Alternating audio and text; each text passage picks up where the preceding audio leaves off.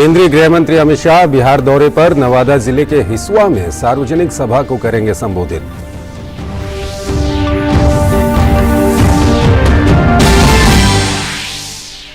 बिहार के कुछ इलाकों में हुई हिंसा को लेकर केंद्रीय गृह मंत्री अमित शाह ने राज्य के गवर्नर से विस्तार से जानकारी लेने के साथ ही सुरक्षा स्थिति की समीक्षा की। राज्य में सुरक्षा व्यवस्था कायम करने के लिए भेजे गए हैं केंद्रीय पुलिस बल।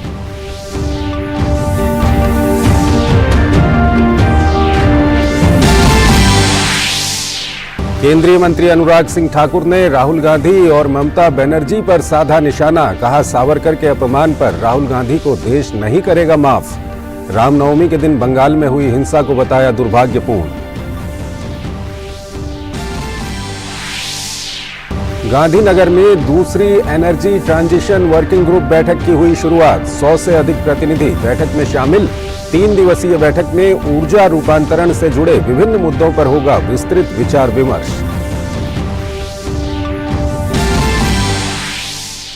पश्चिम बंगाल के सिलीगुड़ी में G20 पर्यटन कार्य समूह की दूसरी बैठक की हुई औपचारिक शुरुआत। केंद्रीय पर्यटन मंत्री ने उद्घाटन सत्र को किया संबोधित।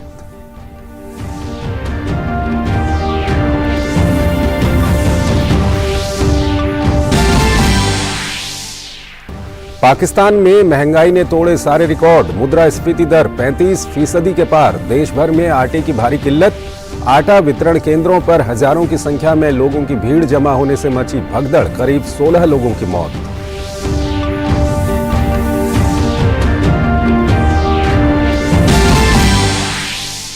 और आईपीएल में आज दिन के पहले मुकाबले में सनराइजर्स हैदराबाद और राजस्थान रॉयल्स होंगे आमने सामने। वहीं दिन के दूसरे मुकाबले में रॉयल चैलेंजर्स बेंगलोर से होगी मुंबई इंडियंस की भिड़ंत।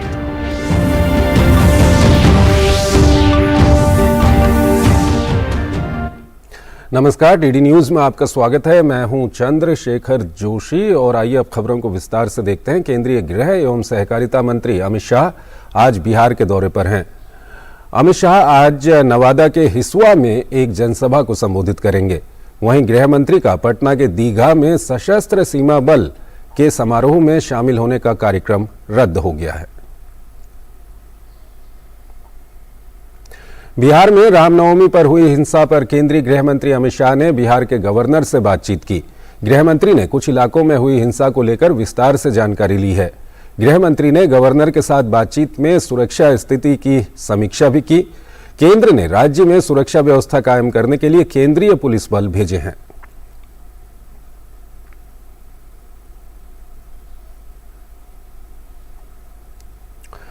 हावड़ा में रामनवमी जुलूस की शोभा यात्रा में पथराव हुआ। पथराव के बाद माहौल तनावपूर्ण हो गया है। केंद्रीय मंत्री अनुराग ठाकुर ने रामनवमी पर हुई हिंसा पश्चिम बंगाल सरकार पर इसके लिए हमला बोला। अनुराग ठाकुर ने कहा कि रामनवमी के समय बंगाल में हिंसा हुई वो दुर्भाग्यपूर्ण है।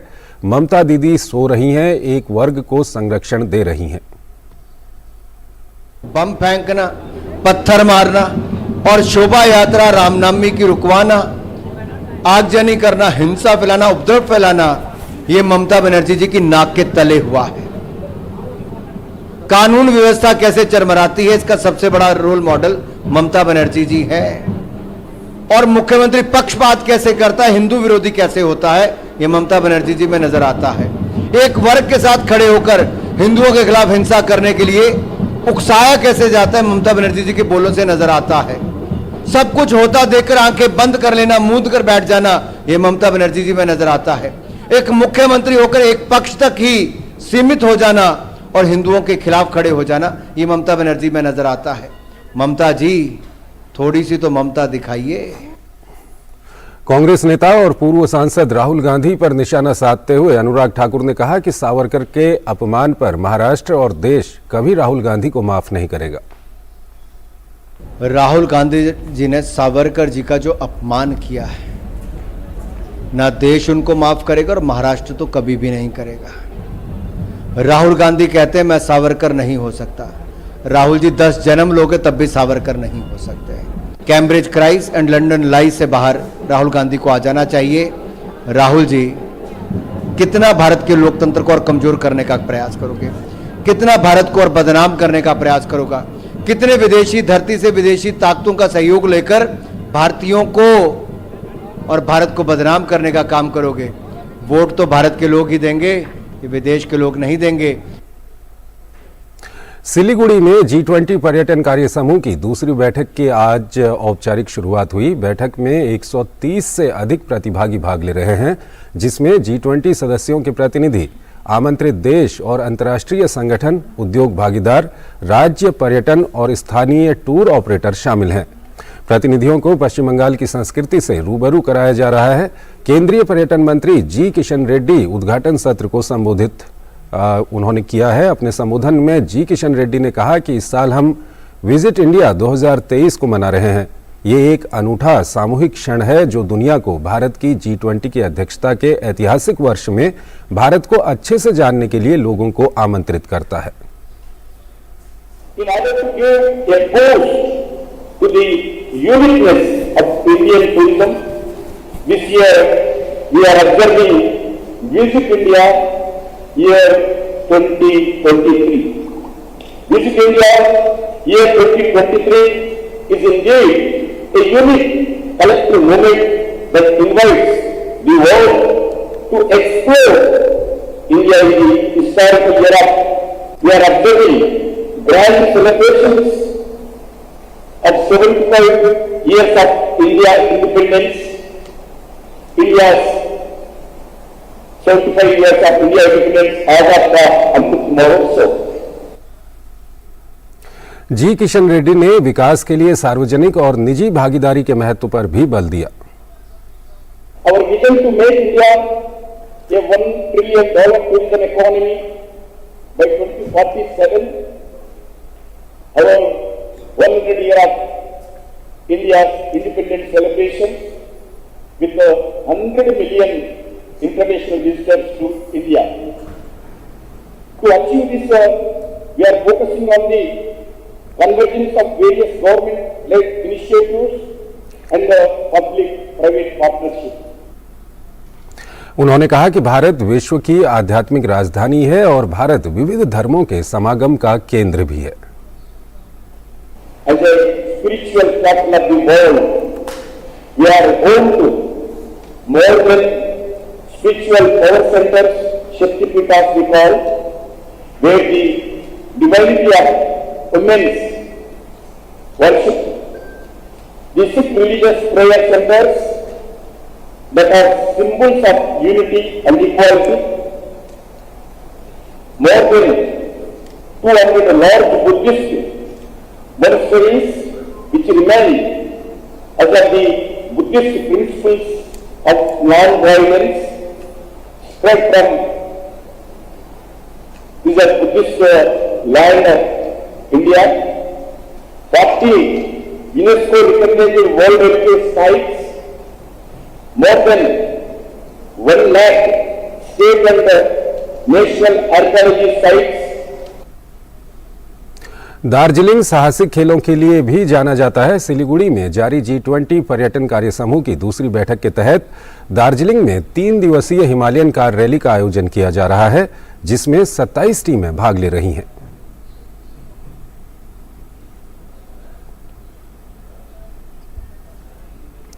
भारत की G20 अध्यक्षता के तहत दूसरी energy transition working group ETWG की बैठक गांधीनगर में जारी है। 3 दिवसीय बैठक में G20 सदस्य देशों, विशेष आमंत्रित देशों और अंतर्राष्ट्रीय संगठनों का प्रतिनिधित्व करने वाले 100 से अधिक प्रतिनिधि शामिल हैं। बैठक में ग्लोबल ग्रीन हाइड्रोजन इकोसिस्टम पर सेमिनार का आयोजन होगा। वहीं ऊर्जा रूपांतरण को बढ़ावा देने के प्रति अक्षय ऊर्जा आपूर्ति श्रृंखला पर भी कार्यक्रम शामिल है। 3 दिवसीय इस बैठक में ऊर्जा रूपांतरण से जुड़े विभिन्न मुद्दों पर विस्तृत विचार विमर्श किया जाएगा।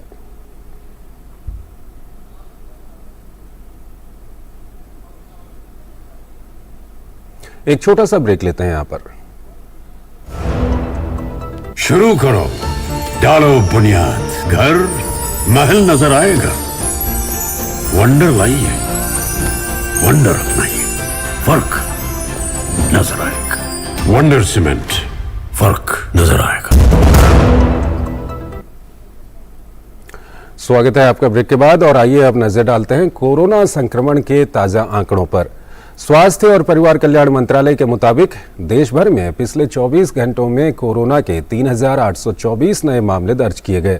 वहीं पिछले 24 घंटों में 1,784 मरीज उपचार करवाकर स्वस्थ हो चुके हैं, जिसके बाद देश में रिकवरी रेट 98.77% हो गया है। वहीं साप्ताहिक पॉजिटिविटी रेट वर्तमान में 2.24% दर्ज किया गया। इसके साथ ही दैनिक पॉजिटिविटी रेट 2.87% दर्ज किया गया। देश में कोरोना के सक्रिय मामलों की संख्या 18,389 है।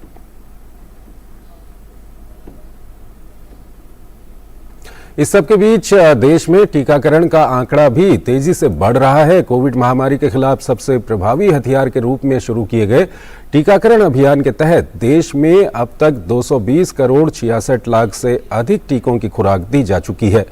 पिछले 24 घंटों में 2,799 से अधिक कोविड टीके लगाए गए। दिल्ली में केंद्रीय कानून मंत्री किरण रिजिजू ने IIFL जीतो अहिंसा रन को जवाहरलाल नेहरू स्टेडियम से झंडी दिखाकर रवाना किया। इस रन में केंद्रीय मंत्री अनुराग ठाकुर ने भी हिस्सा लिया। इस दौरान अनुराग ठाकुर ने फिटनेस का मंत्र देते हुए कहा कि आपको ये बात हमेशा याद रखनी है कि फिटनेस का डोज आधा घंटा रोज, ये आधा घंटा आपको जीवन भर स्वस्थ रखेगा। आपने एक ही फंडा याद रखना है, क्या? फिटनेस का डोज आधा घंटा रोज। फिटनेस का डोज, ये आधा घंटा आपको जीवन भर स्वस्थ रखेगा। और हमारे साथ आपकी युवा पीढ़ी, बच्चे, सबसे बड़ी बात है आज आप जैसे युवा केवल खुद नहीं निकले, अपने परिवार, अपने बच्चों को लेकर निकले हैं, इसलिए भी आपका बहुत बहुत धन्यवाद करता हूं। छोटे छोटे बच्चों में नई ऊर्जा भरने का आपने काम किया है। And thank you for bringing your children to the playground. Thank you for bringing them to the Ahimsa Run. Karnataka स्थित श्री सत्य साई लोक सेवा वेद गुरुकुलम एक ऐसा संस्थान है जो वैदिक शिक्षा के क्षेत्र में आशा की एक किरण लेकर आया है। हमारी परंपरागत शिक्षा पद्धति को नई ऊर्जा देने के लिए वैदिक मूल्यों, प्राचीन भारतीय संस्कृति, वेदों, उपनिषदों के ज्ञान और समग्र ब्रह्मांड के विज्ञान के साथ आधुनिक विषयों को जोड़कर शिक्षा को परिपूर्ण बनाने का काम कर रहा है।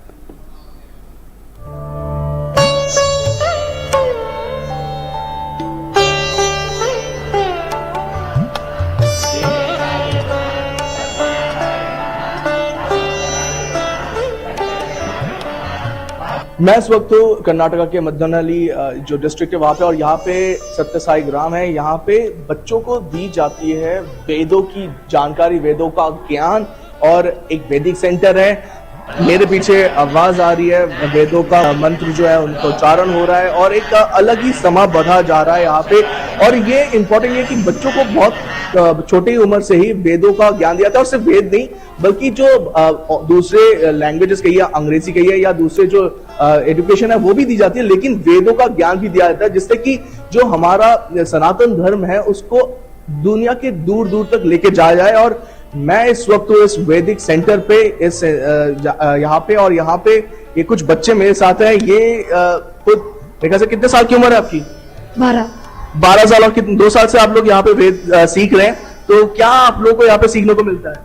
हाँ, हम लोग वेद सीखते हैं, उपनिषद, पुराणास, और यहाँ रेगुलर करिकुलम भी सिखाया जाता है कि जैसे कि इंग्लिश, मैथ्स, कंप्यूटर, वो सब भी सिखाया जाता है हम लोगों को। तो सुबह उठ के आप लोगों की दिनचर्या क्या होती है, कि सुबह उठ के आप लोग क्या क्या करते हैं, थोड़ा बताइए। क्योंकि हम लोग के जैसे दिल्ली में जो शहरों में होता है, स्कूल से बच्चे उठते हैं, स्कूल जाते हैं, एक नॉर्मल जो इंग्लिश या हिंदी और मैथ्स ये सब पढ़ाई की जाती है। आप लोग का दिन कैसा होता है? हम लोग सुबह 4 बजे उठते हैं। उठ के प्रैक्टिस होता है, म्यूजिक प्रैक्टिस, और फिर बाद में हम लोग ये वेदा ये सब प्रैक्टिस करते हैं। फिर स्नान उन करके हम लोग अपना पूजा पाठ करके क्लासेस स्टार्ट होता है 8:30 to 11:30। हम लोग क्लासेस होती है, वेदम क्लासेस। फिर उसके बाद हम लोग फिर से ये संध्या वंदनम बोलते हैं, त्रिकाला संध्या, जो सुबह, दोपहर और शाम को किया जाता है। तो हम लोग फिर दोपहर को करते हैं ये, और फिर उसके बाद हम लोग का खाना आता है। खाना खाने के बाद 12 to 1 रेस्ट है। फिर 1 से अपना रेगुलर करिकुलम, इंग्लिश सब क्लासेस, इंग्लिश, मैथ्स, कंप्यूटर, वो सब कुछ सिखाया जाता है हम लोग को। और बाद में हम लोग ये 3:40 तक चलता है। क्लासेस। उसके बाद आप लोग खेलने कूदने भी जाते होंगे, आई एम श्योर। यस, खेल पसंद है? एकदम पसंद है। क्या क्या पसंद है? कौन सा खेल पसंद है? कौन सा खिलाड़ी पसंद है? क्या करते हैं आप? हम लोग मीन्स फुटबॉल खेल रहे हैं, बास्केटबॉल, क्रिकेट और कैरम बोर्ड खेलते हैं, चेस, वो सब कुछ खेलते हैं। और हम लोग मीन्स पसंद नापसंद तो ऐसा नहीं है, कोई क्योंकि खिलाड़ी ऐसा पसंद है जिसको आप बहुत आइडलाइज करते हैं, बहुत पसंद करते हैं? मीन्स अभी विराट ऐसा, धोनी ऐसा कुछ हो गए। और फुटबॉल में ये मेसी, जी रोनाल्डो ऐसा। जी। तो दुनिया की सारी खबर है और उसके साथ साथ वेदों का भी ज्ञान रखते हैं कि ये क्यों, मतलब आप दोनों ही चीजें क्यों पढ़ रहे हैं? दोनों चीजें क्यों, एक अपरा विद्या है और एक परा विद्या है। स्वामी जो हम लोग के सदगुरु हैं, उनका मानना है कि हम लोग को दोनों का ज्ञान रहना है, जिससे कि हम लोग बाहर जो अपना ये सनातन धर्म है, भारतीय सनातन धर्म, अगर कोई पूछा तो उनको बताने के लिए भी रहना है। क्योंकि बहुत सारे लोग हैं जिनको पता है पर उनको डीप मीनिंग नहीं पता है इसका। तो स्वामी का ये मानना है कि हम लोग ये रेगुलर करिकुलम भी सीखे, जिसको अपरा विद्या बोलते हैं, और ये वेदम, ये सब जिसको परा विद्या बोलते हैं। तो ये दोनों सीखने के बाद हम लोग देश विदेश सब जगह जाके इस भारतीय धर्म, सनातन धर्म की क्या है क्या नहीं है, कैसे क्या करते हैं हम लोग, हाँ, और कैसे रहना है जी। बिना कुछ झगड़ा किए, ऐसा किए, शांति से भगवान को ये करते हुए, सबको एक एक जन को मदद करते हुए, सब एक है बोलते हुए, कैसे हम लोग रहना करके ये सब कुछ सिखाया जाता है हम लोग। वसुधैव कुटुंबकम, ये जो नॉलेज है ये हमारे देश में, हमारे संस्कृति में बहुत सदियों से है और इसको अब दूर दराज देशों में, सब जगह, विदेश में, सब जगह पे जो दिया जा रहा है वो ज्ञान अब ये बच्चे करेंगे। सनातन धर्म विदेश के कोने कोने में पहुंचाने का अब जो बीड़ा है वो इन बच्चों ने उठाया है। और अचंभा नहीं होगा कि अगले कुछ सालों में आप देखेंगे कि ये बच्चे विदेशों में जाके हमारे सनातन धर्म के बारे में लोगों को बताए। क्या पर्सन राहुल के साथ मैं तापोश भट्टाचार्य, दूरदर्शन समाचार, कर्नाटका। युवा संगम द्वितीय चरण के लिए पंजीकरण कल एक ऑनलाइन पोर्टल के माध्यम से शुरू हुआ। इसमें भारत के 23 राज्यों और केंद्र शासित प्रदेशों के 1000 युवाओं की भागीदारी की परिकल्पना की गई है। इस पहल के तहत इस साल अप्रैल और मई के महीनों में एक्सपोजर टूर आयोजित किए जाएंगे। 45 से 50 के समूह में युवा एक साथ 2 राज्यों की यात्रा करेंगे। ये पर्यटन, परंपरा, प्रगति, प्रौद्योगिकी और परस्पर संपर्क के 5 व्यापक क्षेत्रों के तहत विभिन्न पहलुओं का एक व्यापक बहुआयामी अनुभव प्रदान करेगा। कार्यक्रम के माध्यम से युवा भाषा, साहित्य, व्यंजन, त्योहारों, सांस्कृतिक कार्यक्रमों और पर्यटन के क्षेत्रों में एक दूसरे के साथ बातचीत करेंगे। 18 से 30 वर्ष की आयु के इच्छुक युवा ebsb.aict-india.org पोर्टल पर पंजीकरण करा सकते हैं।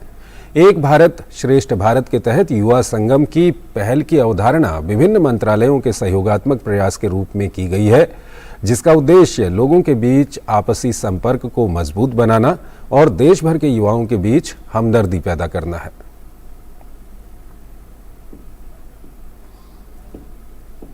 केंद्रीय वित्त मंत्रालय ने महिला सम्मान बचत प्रमाण पत्र 2023 के लिए राजपत्र अधिसूचना जारी की और इसे तत्काल प्रभाव से 1,59,000 डाकघरों में उपलब्ध कराया है। 2 साल की अवधि वाली योजना 2 लाख रुपए की अधिकतम सीमा के साथ त्रैमासिक चक्रवृद्धि ब्याज 7.5% का आकर्षक और निश्चित ब्याज प्रदान करती है। योजना में आंशिक निकासी का भी विकल्प है। ये योजना 31 मार्च 2025 तक वैध है। इस योजना की घोषणा 2023-2024 के बजट में केंद्रीय वित्त मंत्री द्वारा आज़ादी का अमृत महोत्सव के उपलक्ष्य में की गई थी। ये लड़कियों सहित महिलाओं के वित्तीय समावेशन और सशक्तिकरण की दिशा में एक महत्वपूर्ण कदम है। नए वित्त वर्ष के पहले दिन आर्थिक मोर्चे पर अच्छी खबर आई है। मार्च महीने में जीएसटी राजस्व संग्रह 1,60,000 करोड़ रुपए से अधिक रहा। ये पिछले वर्ष के मार्च के 1,42,095 करोड़ रुपए की तुलना में 13% ज्यादा है, जो जीएसटी लागू होने के बाद अब तक का दूसरा सबसे बड़ा संग्रह है। वित्त मंत्रालय की ओर से जारी आंकड़ों के मुताबिक वित्त वर्ष 2022-2023 के आखिरी महीने मार्च में जीएसटी संग्रह 1,60,122 करोड़ रुपए रहा, जीएसटी राजस्व संग्रह लगातार 14वें महीने में 1.4 लाख करोड़ रुपए के ऊपर बना हुआ है। जब से जीएसटी देश में लागू किया गया है तब से दूसरी बार ये 1,60,000 करोड़ रुपए से ज्यादा रहा है। आंकड़ों के मुताबिक मार्च के कुल जीएसटी संग्रह में 29,546 करोड़ रुपए सीजीएसटी, 37,314 करोड़ रुपए एसजीएसटी और रिकॉर्ड आईजीएसटी 82,907 करोड़ रुपए शामिल है। इसके अलावा राजस्व संग्रह में 10,355 करोड़ रुपए सेस का शामिल है, जिसमें 960 करोड़ रुपए सामानों के आयात से मिला है। वित्त वर्ष 2022-2023 में साल भर में जीएसटी राजस्व का कुल संग्रह 18,10,000 करोड़ रुपए रहा है। इसके आधार पर मासिक जीएसटी संग्रह का आंकड़ा औसतन 1,51,000 करोड़ रुपए का बैठता है। वित्त वर्ष 2022-2023 में जीएसटी का ग्रॉस रेवेन्यू इससे पिछले वित्त वर्ष की तुलना में 22% ज्यादा रहा है। बेमौसम बारिश के कारण गेहूं की फसल की कटाई में देरी हो रही है और अनाज की गुणवत्ता प्रभावित हो रही है। शुक्रवार को केंद्र सरकार ने मध्य प्रदेश में गेहूं उत्पादकों की कठिनाई को कम करने के लिए केंद्रीय पूल खरीद के लिए वर्तमान रबी विपणन सीजन 2023-2024 के दौरान मानदंडों में विभिन्न छूट के साथ गेहूं की खरीद करने का निर्णय लिया है। मध्य प्रदेश में किसानों से खरीदे जाने वाले 10% से अधिक नुकसान वाले अनाज के लिए मानदंडों में ढील दी गई है। खाद्य मंत्रालय के मुताबिक मानदंडों में इस छूट से किसानों को अनाज की संकटपूर्ण बिक्री से निपटने में मदद मिलेगी, जो बेमौसम बारिश से प्रभावित हुई है। खाद्य मंत्रालय ने मध्य प्रदेश को भेजे निर्देश में कहा है कि नियमों में छूट के तहत खरीदे गए गेहूं को अलग से रखा जाएगा और उसका हिसाब अलग से रखा जाएगा, जिसका प्राथमिकता के आधार पर निपटान किया जाएगा। एक और छोटा सा ब्रेक। शुरू करो, डालो बुनियाद, घर महल नजर आएगा। वंडर लाइए, वंडर अपनाइए, फर्क नजर आएगा। वंडर सीमेंट, फर्क नजर आएगा। स्वागत है आपका ब्रेक के बाद। पाकिस्तान में महंगाई ने अभी तक के सभी रिकॉर्ड को तोड़ दिया है। पाकिस्तान की सांख्यिकी ब्यूरो के आंकड़ों के उपभोक्ता मूल्य सूचकांक की मुद्रास्फीति मार्च में 35.37% पर पहुंच गई है। खाद्य वस्तुओं की बढ़ती कीमतों और ऊर्जा की कीमतें आसमान छू रही हैं। पाकिस्तान में बुनियादी वस्तुओं की कीमतों में भी बेतहाशा वृद्धि हुई है। पिछले एक साल में आटे की कीमतों में 45% से अधिक की वृद्धि हुई है। देश भर में आटे की भारी किल्लत बनी हुई है। आटा वितरण केंद्रों पर हजारों की संख्या में लोगों की भीड़ जमा होने से कई जगहों पर भगदड़ की खबरें हैं। भगदड़ के कारण अब तक कम से कम 16 लोगों की मौत की खबर है। हालात इतने बदतर हैं कि पाकिस्तान बैलेंस ऑफ पेमेंट की समस्या का भी सामना कर रहा है। IMF के $1.1 बिलियन बेल आउट पैकेज पर जारी चर्चा के अब तक कोई सकारात्मक परिणाम नहीं आए हैं। रूस एक बार फिर संयुक्त राष्ट्र सुरक्षा परिषद UNSC का अध्यक्ष बन गया है। संयुक्त राष्ट्र सुरक्षा परिषद की अध्यक्षता को लेकर यूक्रेन पिछले कुछ दिनों से लगातार रूस का विरोध करता आ रहा है। यूक्रेन की ओर से सभी सदस्य देशों से रूस को संयुक्त राष्ट्र सुरक्षा परिषद की अध्यक्षता करने से रोकने का आग्रह भी किया गया था। परिषद के 15 सदस्यों में से प्रत्येक सदस्य रोटेशन के आधार पर 1 महीने के लिए अध्यक्षता करता है। आखिरी बार रूस के पास फरवरी 2022 में अध्यक्ष पद की जिम्मेदारी थी। यूक्रेन की शिकायतों के बावजूद अमेरिका ने कहा कि वो रूस, जो कि सुरक्षा परिषद का एक स्थायी सदस्य है, उसे संयुक्त राष्ट्र की अध्यक्षता करने की जिम्मेदारी से नहीं रोक सकता। परिषद के अन्य स्थायी सदस्य ब्रिटेन, अमेरिका, फ्रांस और चीन हैं। संयुक्त राष्ट्र में रूस के राजदूत वासिली नेबेंजिया ने रूसी समाचार एजेंसी तास को बताया कि उन्होंने कई बहसों की निगरानी करने की योजना बनाई है, जिसमें एक हथियार नियंत्रण पर भी केंद्रित है। उन्होंने कहा कि वो एक नई विश्व व्यवस्था पर चर्चा करेंगे, जो कि एक ध्रुवीय व्यवस्था को बदलना है। इजराइल में न्यायिक सुधार कानून का विरोध एक बार फिर शुरू हो गया है। लोगों ने इस कानून को पूरी तरह रद्द करने की मांग की है। इजराइल के हजारों नागरिकों ने ये मांग करते हुए तेल अवीव में प्रदर्शन किया। इजराइल के तटीय शहर तेल अवीव में लोग इस मसले पर सबसे ज्यादा मुखर हैं। प्रधानमंत्री बेंयामिन नेतन्याहू की दक्षिणपंथी सरकार की सुधार योजनाओं पर लोगों की नाराजगी सड़कों पर साफ नजर आ रही है। हजारों नागरिक देश का झंडा और नारे लिखी तख्तियां लेकर प्रदर्शन कर रहे हैं। 4 जनवरी को लाए गए इस कानून के बाद बड़े पैमाने पर इजराइल में विरोध हो रहा है। एक और छोटा सा ब्रेक लेते हैं यहाँ पर। शुरू करो, डालो बुनियाद, घर महल नजर आएगा। वंडर लाइए, वंडर अपनाइए, फर्क नजर आएगा। वंडर सीमेंट, फर्क नजर आएगा। स्वागत है आपका ब्रेक के बाद। आईपीएल में शनिवार को 2 मुकाबले खेले गए। दिन के पहले मुकाबले में पंजाब किंग्स ने शिखर धवन की कप्तानी में जीत के साथ टूर्नामेंट की शुरुआत की है। अपने पहले मैच में पंजाब ने कोलकाता नाइट राइडर्स को डकवर्थ लुइस नियम के तहत 7 रन से हराया है। पंजाब के होम ग्राउंड मोहाली में कोलकाता ने टॉस जीतकर पहले गेंदबाजी करने का फैसला किया है। पंजाब ने पहले बल्लेबाजी करते हुए 191 रन बनाए। इसके जवाब में कोलकाता की टीम 16 ओवर में 7 विकेट पर 146 रन बना पाई और डकवर्थ लुइस नियम के तहत 7 रन से हार गई।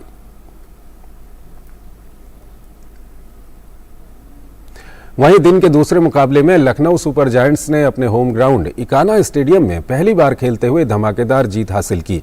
लखनऊ ने शनिवार को दिल्ली कैपिटल्स के खिलाफ 50 रनों की बड़ी जीत हासिल की। लखनऊ ने दिल्ली को लगातार तीसरी बार हराया। पिछले सीजन में उसने दोनों लीग मैचों में उसे शिकस्त दी थी। कल खेले गए मुकाबले में दिल्ली ने टॉस जीतकर पहले गेंदबाजी का फैसला किया। लखनऊ ने 20 ओवर में 6 विकेट पर 193 रन बनाए। जवाब में दिल्ली की टीम 20 ओवर में 9 विकेट पर 143 रन ही बना सकी। लखनऊ सुपर जायंट्स के लिए मार्क वुड ने कातिलाना गेंदबाजी की। उन्होंने 4 ओवर में 14 रन देकर 5 विकेट लिए। नेपाल के पोखरा में आयोजित हुई साउथ एशियन ट्रायथलॉन चैंपियनशिप में भारत की खिलाड़ी प्रज्ञा मोहन ने इतिहास रच दिया है। प्रज्ञा ने रिकॉर्ड तीसरी बार साउथ एशियन ट्रायथलॉन चैंपियनशिप जीती है। गौरतलब है कि इस हैट्रिक जीत में 2019, 2022 और 2023 की जीत शामिल है, जबकि साल 2020 व 2021 में कोविड के कारण ये प्रतियोगिता आयोजित नहीं की गई थी। इस चैंपियनशिप में इस तरह का दबदबा पहले कभी नहीं देखा गया है। तो इस बुलेटिन में फिलहाल इतना ही। आप बने रहिए डीडी न्यूज के साथ। नमस्कार।